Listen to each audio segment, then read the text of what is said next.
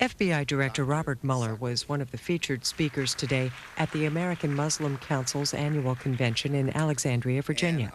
During the 35-minute event, he thanked those in the American Muslim community for offering substantive assistance in the administration's efforts to combat terrorism. He also briefly commented on those who have made statements supporting various terrorist movements.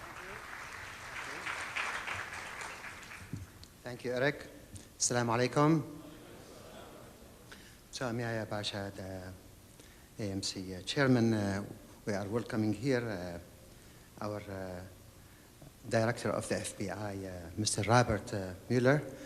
We were honored to have him accept the invitation and come in spite of all the opposition. Again, he honored us, and definitely we are supportive of the administration's effort in its anti-terror campaign. And we are here to receive him. He has all the credentials and the education and the experience he had to make him wonderful director for the FBI. And thank you again, Mr. Mueller. Thank you.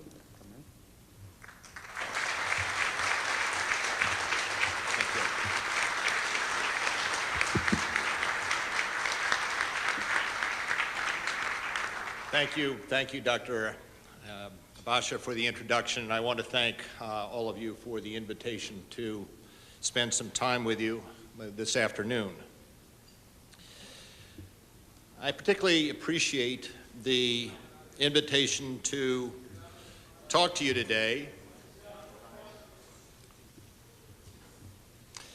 Some people may want to see down here. I appreciate the opportunity to talk to you today and to talk to you about the relationship of the FBI with the American Muslim community.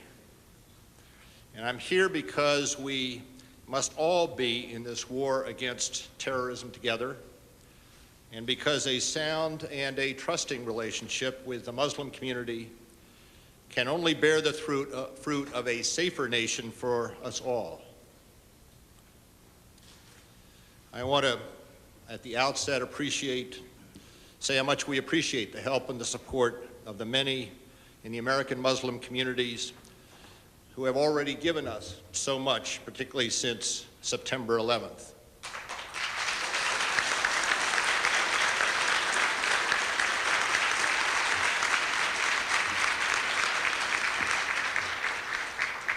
And I also, as well, wish to call on all of you as Americans to continue working with us to defeat terror. And as we all know,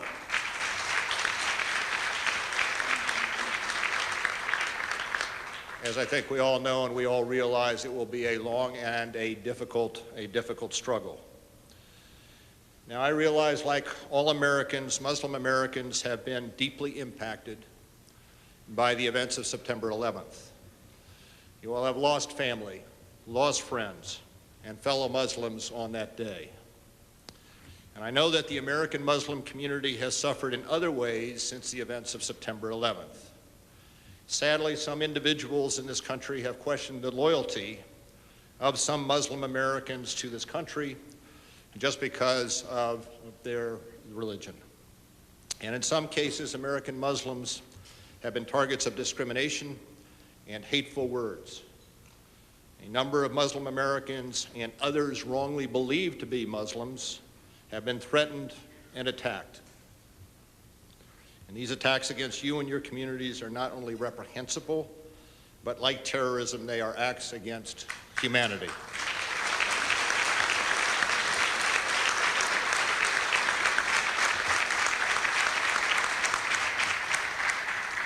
And at a time such as this, when you are vulnerable, it is important that you have access to your government.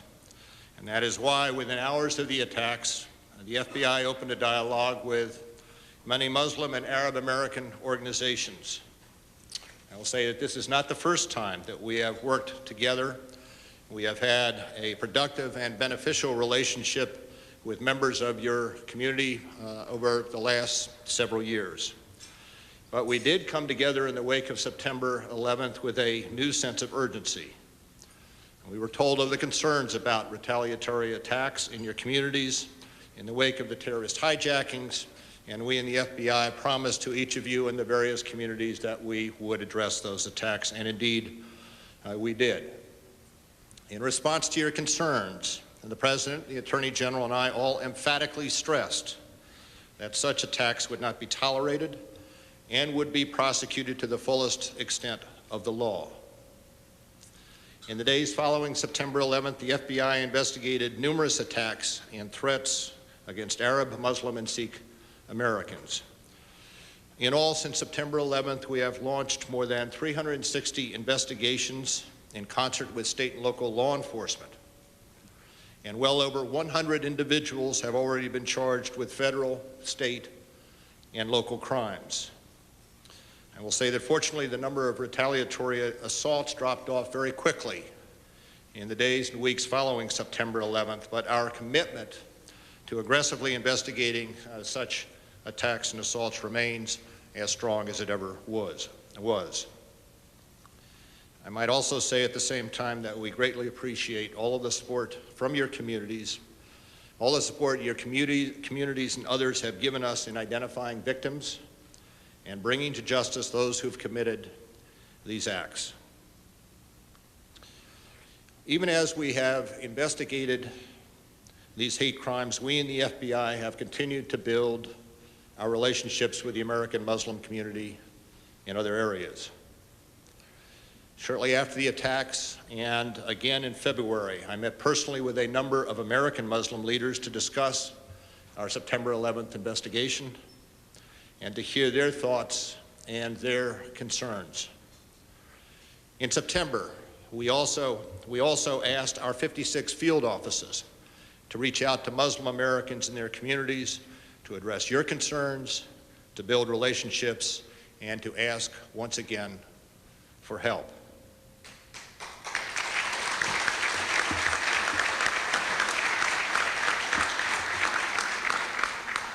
As I prepared to talk to you today, I asked our special agents in charge to update me on the steps that they had taken to reach out to your various communities, and their response has been somewhat overwhelming. They write back with story after story of productive meetings, insights, generosity, and substantive assistance. In all, our field offices have attended more than 500 meetings and made more than some 6,000 personal contacts with Muslim and Arab American individuals in various communities. They've gone to mosques, town halls, and media briefings. They've held recruiting drives that have been exceptionally successful. And they've invited and graduated members of the Muslim communities at our various FBI Citizens Academies and our various offices around the country. And I will say, at the same time as we have reached out, many in the American Muslim community has likewise come forward to support the FBI in very visible ways. Many leaders have generously sent educational materials to our field offices and to our headquarters. They have taken the time to talk with our agents and support professionals to help them better understand Muslim perspectives and Muslim beliefs. Muslim Americans have cooperated with our interviews and supported our investigations. And even in some cases, Arab American newspapers have been exceptionally helpful. The active work of many in the American Muslim community in cities nationwide has merited public thanks and praise.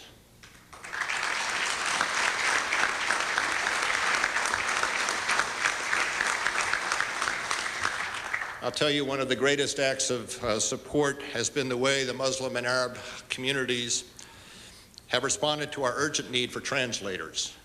6 days after September 11th, some of you may recall, I announced that the FBI was seeking additional Arabic and Farsi language experts. And the response was truly extraordinary. Within hours, our switchboard was overwhelmed with calls, and those who came forward included doctors, lawyers, engineers, academics, Muslim and Arab Americans from all walks of life who were willing to quit their jobs, come to work for the FBI, and give something back to their country in the fight against terrorism, for which we are grateful, extraordinarily grateful.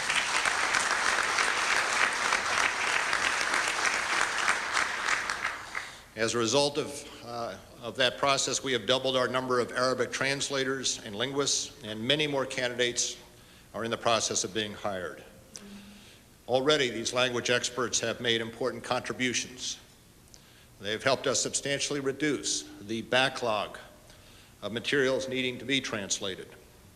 They have helped us at Guantanamo Bay in interviewing prisoners, and they have supported our FBI offices, not only in the United States, but also around the world.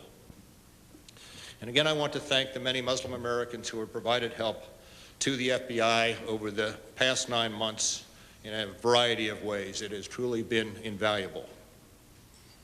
At the same time, I ask you here today, again in the strongest terms, for your continued support.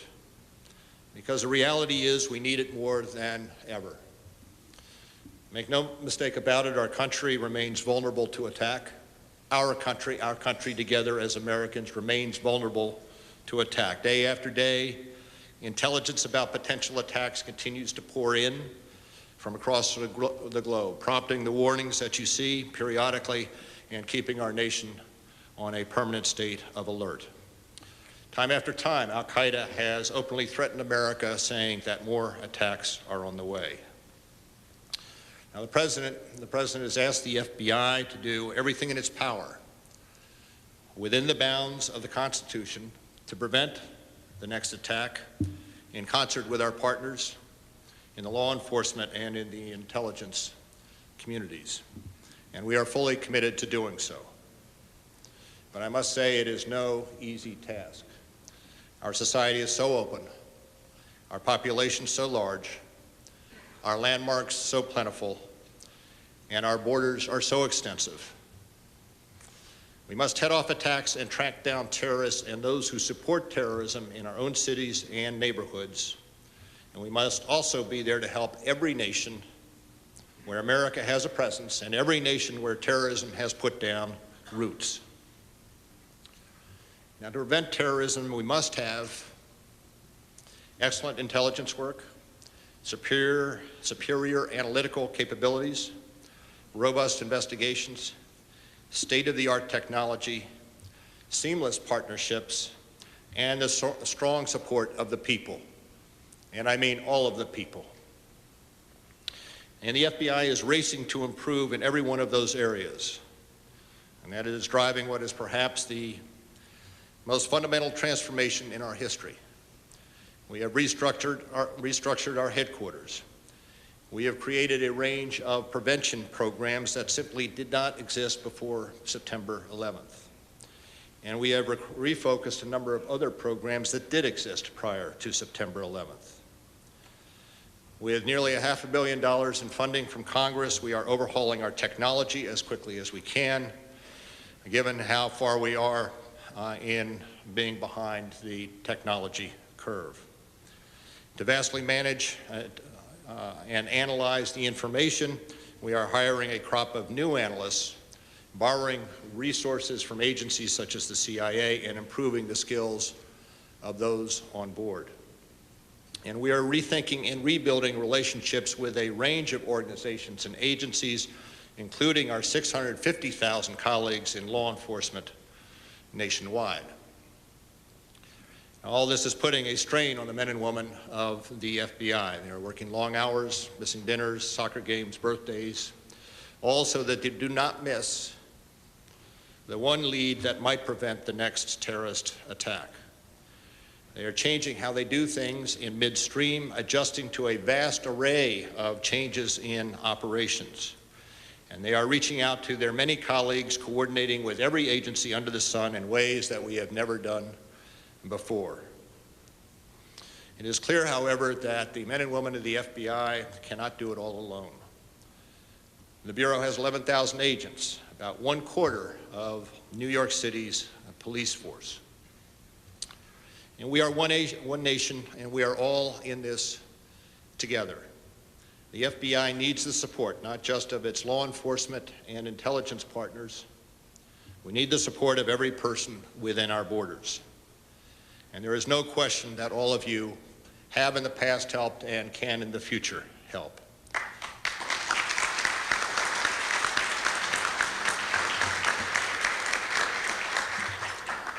You can help us to better understand your communities and the concerns of those who live in them.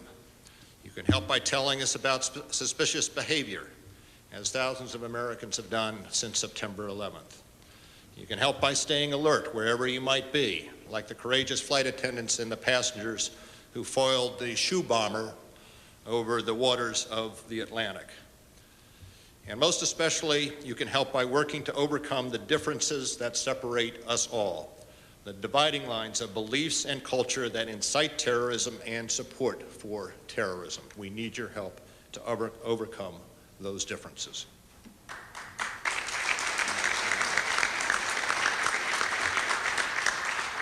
And we also need your help to educate our agents in dealing with the Muslim communities here and around the world. The more culturally fluent our investigators are, the more effective and respectful our investigations will be. For some time, the FBI has incorporated ethics and cultural diversity into its new agent training and continuing education programs for all Bureau employees. But we need to do more, and you can help us to do that. Let me just give you an example of what I mean by that. Almost a year before the attacks of September 11th, an agent from our Atlanta office went to interview two women originally from Afghanistan. And the interview went well. The agent handled himself professionally, and he treated both of these individuals with respect and with courtesy. But he later found out that he had inadvertently violated Afghan culture by sitting down in the home of these two women without an Afghan male present. And later that day, two agents and four Afghan representatives met over dinner to try to bridge the gap of differences. Everyone came away with a better understanding of each other's concerns and each other's perspectives. And that dinner was a success in more ways than one. The ultimate result was an FBI program called Bridging the Gap, that is raising awareness and understanding among Atlanta immigrants in concert with a local project under the same name. Let me fast forward to just this month. In the first week in June, we held a 4-day training conference for FBI managers. And as part of that training, we brought in a panel of diverse speakers, including a local imam who articulated the viewpoints and concerns of the Muslim American community. And just this past Tuesday, Dr. Aziza Al-Hibri was kind enough to participate in a nationwide satellite broadcast on Arab American and Islamic cultural awareness for FBI investigators, for our multi-agency joint terrorism task forces, and for the United States attorneys. In the months to come, we have still more plans underway. Next month, we will begin a national program to begin counterterrorism training for every member of our many joint terrorism task forces, including at least 4 hours on the tenets and cultures of Islam. And we're also expanding that similar training for new and current agents. Now, as I finish, let me return for a moment to the impact of the events of September 11th, to the importance of building a relationship between the Muslim community and the FBI, and to issues that may strain our best intentions in that regard. As I'm sure you're aware and has been mentioned, my appearance here today has created or generated some controversy. And while that certainly did not deter me from coming, as with most matters, I believe it is best to address it openly. And my reason for being here is simple. The reason for being here is to continue our discussion and to help build a relationship that I am convinced is beneficial to us all. But I also think it important to be open and frank about the concerns of those who urged me not to attend. Like all Americans, you were shocked and outraged by the terrorist hijackings, and you quickly condemned them. As Dr. Basha has said, echoing sentiments from across the nation, Muslim Americans felt violated by the attacks, and he wasted no time in denouncing those horrible acts in the strongest language possible.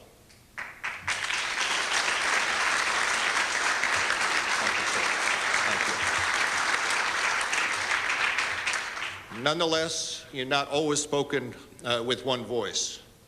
Unfortunately, persons associated with this organization have in the past made statements that indicate support for terrorism and for terrorist organizations.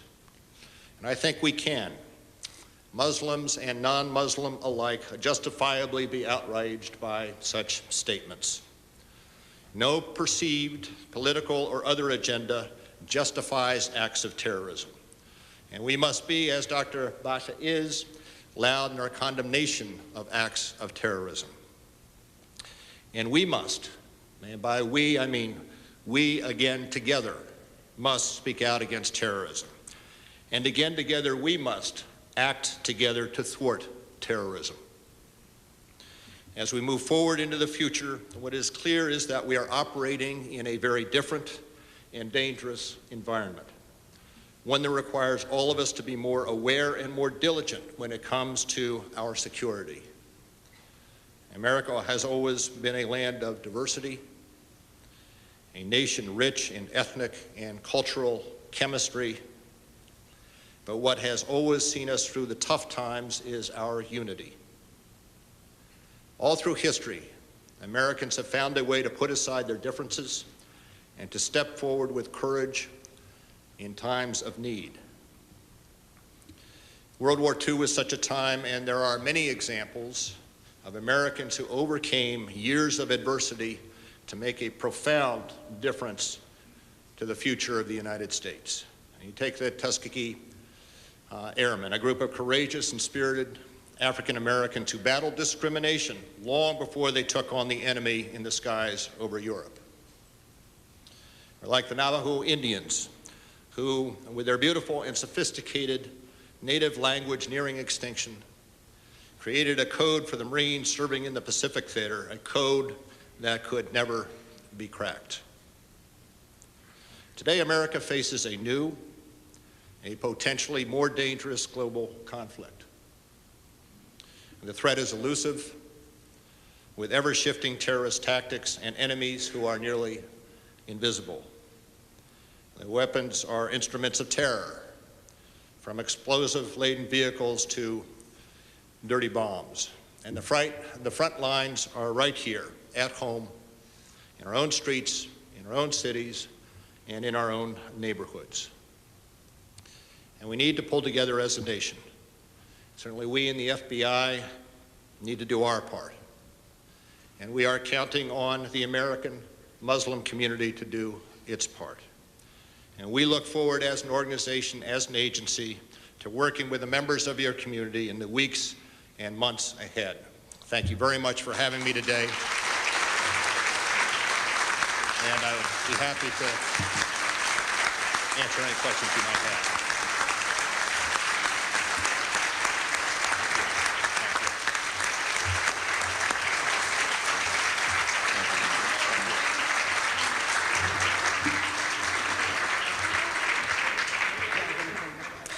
Thank you very much, Director Mueller, for those remarks.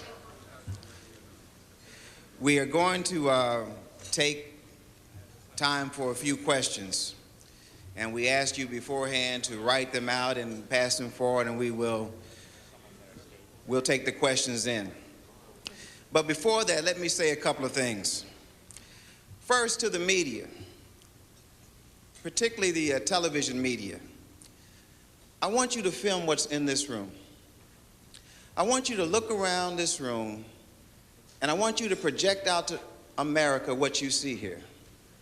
I want you to show America people from all over the world, people from Africa, people from Southeast Asia, South Asia, from America.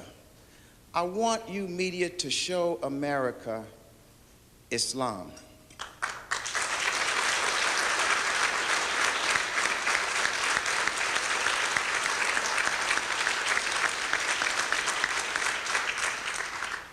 Second, I'd like to mention that Director Mueller and I share something. We are both graduates of the University of Virginia School of Law.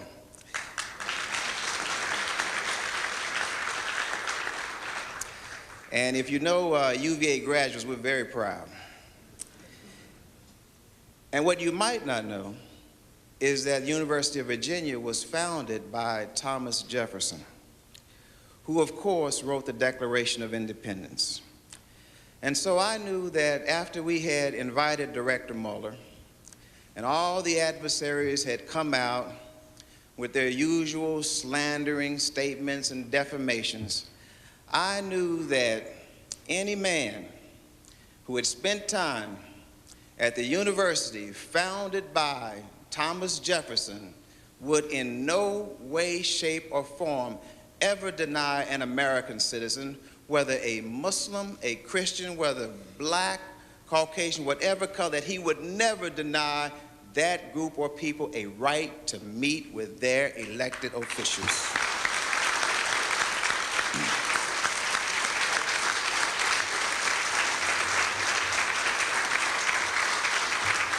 So we're appreciative. And now the questions. There are many questions in various areas, and I think you have expressed your concerns in a number of areas. Let me just, one of the questions that I have is how do I and the FBI intend to continue the dialogue with the Muslim American community? And let me just start with that to say that I have met on a number of occasions with representatives of the Muslim American, the Arab American, Sikh American communities. I will continue to do that. Agents around the country will continue to have meetings with various members or representatives of those communities. It is critically important for us to develop strong relationships and strong ties. Now, a second question goes to the issue of detentions. And it is coupled with the concern about the change in the FBI guidelines. So let me just address a couple of those areas. In the wakes of the attacks of September 11th, it was our intention, the FBI, to immediately determine who was responsible for those attacks, to determine whether we could anticipate any additional attacks, a second wave, and to determine whether or not down the road there were other attacks that we could or should thwart. And in the course of doing that investigation, we had occasion to come across a number of individuals, a number of whom were detained. And in every case, during the course of that investigation, the detentions were based on one of three areas. One would be where a person was found to be out of status and was detained on immigration charges. A second category would be individuals who we found, come to find after we had, or in the course of interviewing them, that they had outstanding charges from federal, state, or local. Or thirdly, in a very small category of cases where we believe that we needed to put the individual before a grand jury, we went before a judge, and we asked the judge to issue a warrant for that individual so that that individual could appear before the grand jury as a material witness. In each of those cases, we had a predication and a basis for detaining or asking that individuals be detained. The second area that is somewhat in the same area, I would say, is concern relating to the changes in the Attorney General's guidelines, which allow the FBI agents to go into public places in ways that in the past perhaps agents had not been able to do. One of those critical areas that we now can explore is the internet. The guidelines in the past were restrictive, and so that an agent who wished to go on the internet and investigate had difficulty doing that under the guidelines as they were read in the past. Let me emphasize that still under the guidelines, we need predication. We need a reason to take particular acts in initiating our investigations, wherever those investigations must go. And it is predication that leads us step to step in an investigation, regardless of the change in the guidelines. And it is critically important as investigators that we understand under the Constitution, under the statutes, that each step of an investigation has to be accompanied by adequate predication. Now, those are the two areas that I saw the vast majority of the questions appeared to address. I want to thank you very much for having me today. I want to make one last point if I could. And I think it's critically important to our thinking. And that is for the FBI, for the CIA, for the agencies that are responsible for addressing terrorism. It is the understanding that we are out to seek and address terrorists. This in no way is a war on Islam.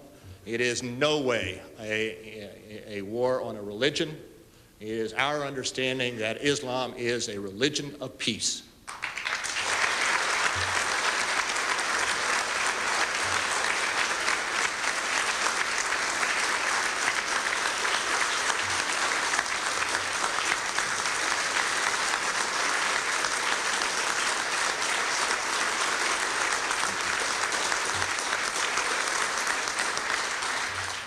And our efforts as an investigative agency are directed at individuals or organizations who would commit terrorist acts against the people of the United States, including yourselves or people in other countries. That is our mission and that is our focus. Thank you very much for having me.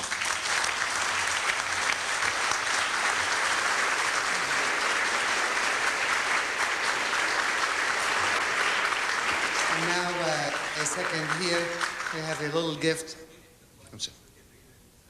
We have a gift for Mr. Mueller, the Holy Book. Thank you. Thank you.